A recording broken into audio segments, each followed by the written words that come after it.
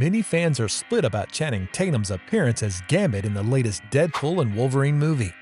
While his fighting and acrobatics were spot on, true comic book fans would have expected a slender physique. Some fans loved seeing Channing, and some were disappointed he didn't have the red on black eyes. But something a lot of people found trouble was with the strong Cajun accent, which drives controversy on whether a solo movie with Channing as Gambit would need subtitles so that most people can understand what he's saying. That's what some fans are saying. While we at Dr. Real actually love the cameo performance, taking it for what it is, a comedic cameo appearance.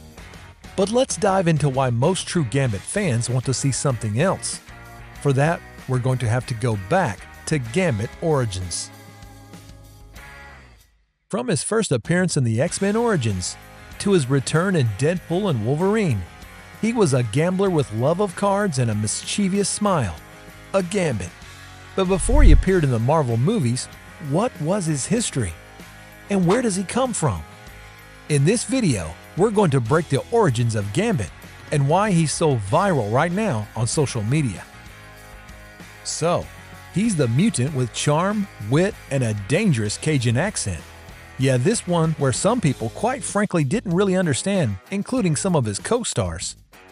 It's gonna be knowing that it ain't coming off without that dome gonna come off with it. I'm so sorry, beautiful. I want this to be gentle. Who is your dialect coach? The Minion? Tomato la pita de la poca, mopa la triba. He has always been a wild card in the Marvel comics and movies. But what lies beneath the surface of this mysterious gambler? From his orphan beginnings on the streets of New Orleans to his controversial rise to X-Men, Gambit's history is as thrilling as his powers. A story filled with rival guilds, forbidden love, betrayal, and a quest for redemption. And that's just scratching the surface. So let's find out about Gambit's origin. But before we blast on further, if you're new to our channel, please take 1 second to click the subscribe button. One small click for you, but a huge deal for us. Thanks! A mutant who was abandoned. In Louisiana, while normal, human-like children were being born. Among them, someone came into the world as a subspecies of humans, with red on black eyes, making him look like Le Diable Blanc, the White Devil. And due to his mutant eyes glowing with the power of a gambit and a devil, his parents abandoned him in the hospital. But his destiny was decided, as the New Orleans Thieves Guild captured the little infant. The head of the Thieves Guild, Jean-Luc Lebeau, who adopted him into his family, named him Remy Lebeau. From a young age, Remy became a master of thievery, and by the age of 10, became a pickpocket for Jean-Luc, and soon he will be used as a treaty between two rival guilds. But at what cost? The rival between the guilds and a marriage. We first explore Remy Lebeau's origins in one shot, X-Men Origins, Gambit 2009. In the comic, we see him sitting on a wall when he spots Belladonna, a beautiful girl who's his age, indulging in her ice cream when several armed suited men attempt to attack her. Remy leaps in to save the little Belladonna from her attackers. A naive Remy Lebeau didn't know who he was saving or what it would lead to. Well, there's a Thieves Guild, there is an Assassins Guild, and an ancient war was going on between both ancient clans. As time passes, Remy and Belladonna become friends and start to care for each other despite the rival guilds. The Thieves Guild planned to turn this friendship into a marriage, and they believe Remy to be a prophesied child who could end this perpetual war. But this treaty was never easy, and here comes the twist. The duel. The day Remy and Bella were going to marry, Jean-Luc reveals that his union is merely a ceasefire between their feuding guilds. But immediately after the vows, Bella's brother confronts Remy, furious that his sister has wed into the Thieves Guild, declaring the union as an insult to the assassin's honor and challenging Remy to a duel. The classic brotherly display of dominance, but Julian never knew that his flexing power would backfire. In a spectacular display of mutant mischief, Remy decided to spice up a family feud by hurling a knife into Julian's shoulder, inadvertently activating his powers and turning the blade into a mini-explosive device. Surprise! Remy's show-off maneuver became a deadly "whoops, my bad" attack, resulting in Julian meeting an untimely demise. Naturally, this incident sent waves of rage through the family dynamics. obliterating any hope of truce or leaving Remy with no choice but to pack his bags and leave the guild. Remy set off on his trip around the world, sharpening his skills as a thief while embracing his mutant powers. But before his early life in this one-shot comic, we see a glimpse of his past life, which contributed a lot to his origins.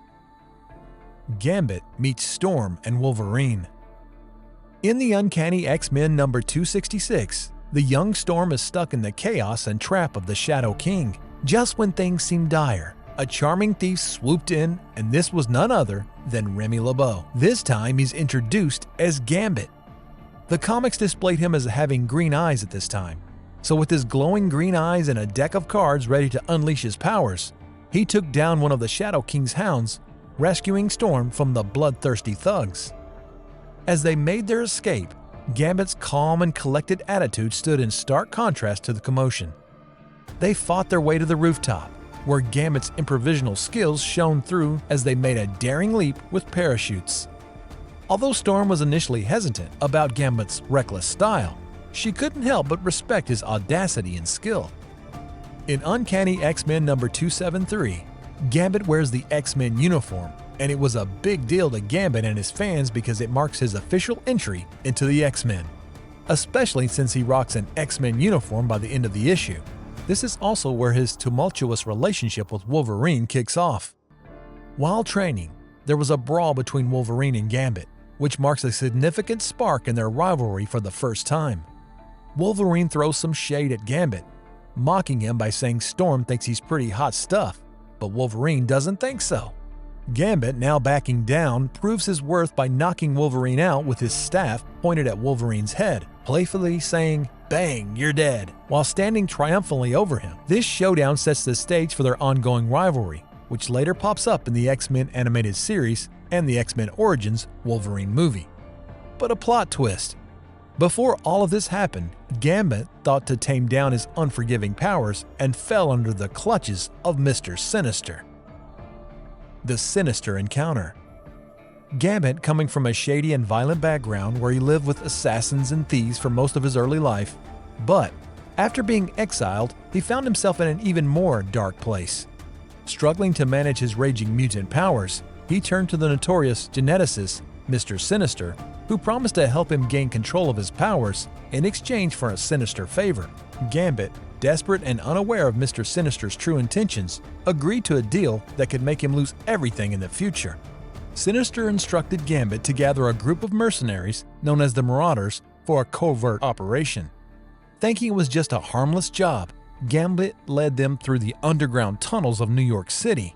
However, things took a terrible turn when it was revealed that the sinister plan was to wipe out the Morlocks, a hidden community of mutants, outcasted rebels, and named as subterranean creatures. When the massacre began, Gambit realized too late what was happening and found himself powerless to stop it. As we already know, he's not innocent and he has no real goal of being purely good. He just shrugged off the responsibility of the incident with a casual, "Not my circus, not my monkeys," until the X-Men strolled into his life.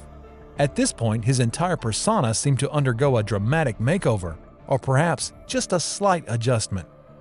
This heartbreaking incident was named the Morlock Massacre, and as time went by, Gambit started to feel the strain of this massacre on his conscience.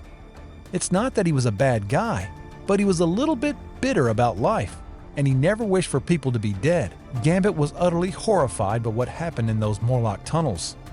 But later in the issue, the truth came to light, leading to Gambit being put on trial by Rogue and the rest of the team. His role in leading the Marauders to the Morlocks was exposed, resulting in a betrayal and a temporary banishment from the X-Men. Just to control his powers, he made a deal with the devil. But why did he want to get control of his abilities? What were his skills? Let's talk about that. Gambit's mutant powers. Gambit's mutant power is as dynamic as it is dangerous. He can transform the potential energy of any object into explosive kinetic energy, just like when he hurled a knife toward Belladonna's brother and it turned into a lethal bomb. And his signature playing cards are a prime example, as he charges and throws them with remarkable precision, creating a visual stunning and lethal effect. Moreover, Gambit possesses the ability to regulate the charge's intensity and delay detonation. And he has even learned to charge living things, including plants and animals, making them potential explosives. This lethal capability places him among the formidable mutants in the Marvel Universe. However, Gambit's expertise goes beyond the explosives. That's why he's named Gambit, an extraordinary thief, having been raised in a family of criminals.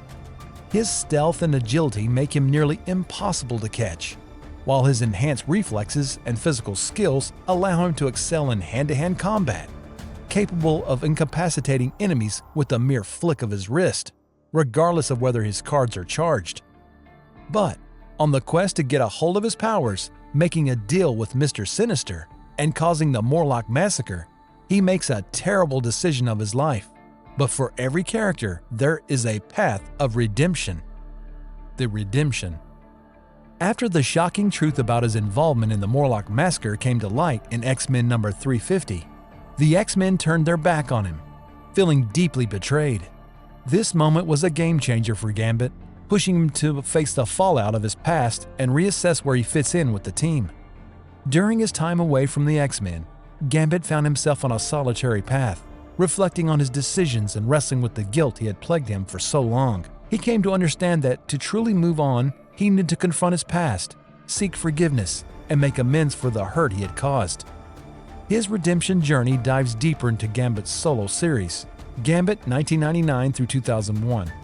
This series really digs into his inner turmoil, illustrating his attempts to make things right and his journey to redefine who he is beyond the shadows of his past. Gambit's connection with Rogue, one of the X-Men's, is a main element of his journey toward redemption. Their romance is a wild ride, filled with love, drama, and those sweet moments of understanding.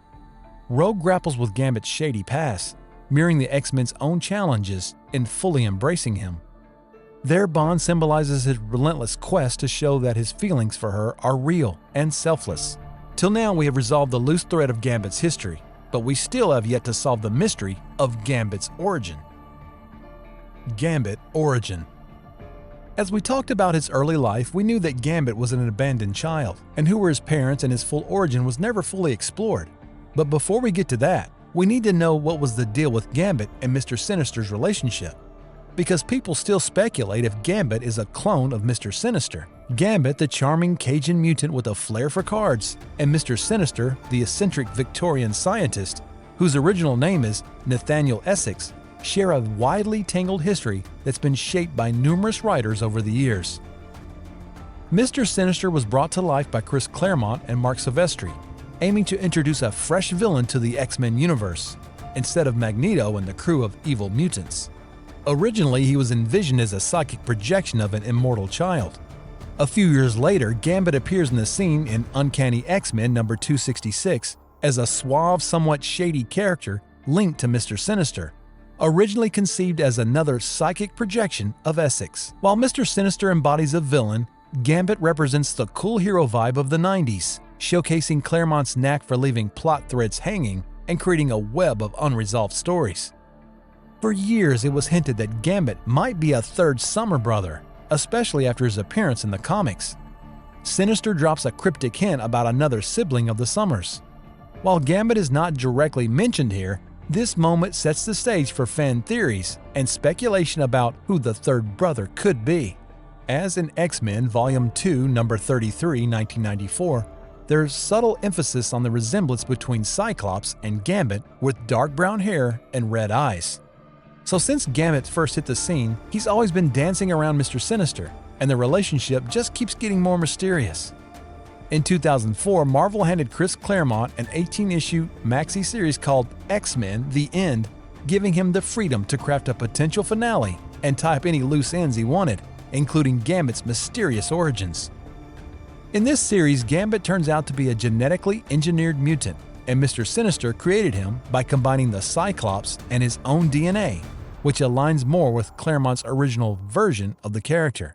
The idea of Gambit having two fathers and being Cyclops' kid? Classic Claremont moves right there. However, X-Men: The End isn't considered canon. It's more of a what-if scenario. As it stands, Gambit's parentage remains a mystery, And while he could be a clone of Mr. Sinister, that story hasn't made it to the main timeline, just a twist of an alternate universe. And there you have it, Gambit, an X-Man with a history as unpredictable as his cards. From his chaotic beginnings in New Orleans to his turbulent journey with X-Men and a deep-rooted origins with Mr. Sinister, one thing is clear, Gambit is a mysterious character. Whether a figure manipulated by sinister forces or a rogue hero forging his path, he embodies the classic anti-hero. As he continues to navigate his world, dodging foes and finding allies, the question of who Gambit truly is and who he could have been keeps fans guessing. While we have uncovered a lot, the ultimate truth about his parentage is still to be discovered. But furthermore, what will Marvel do with Gambit now in future movies? Share your thoughts in the comments section below, and don't forget to hit that subscribe button. Also, what movies and characters should we explore next? This video was made by movie fans for movie fans.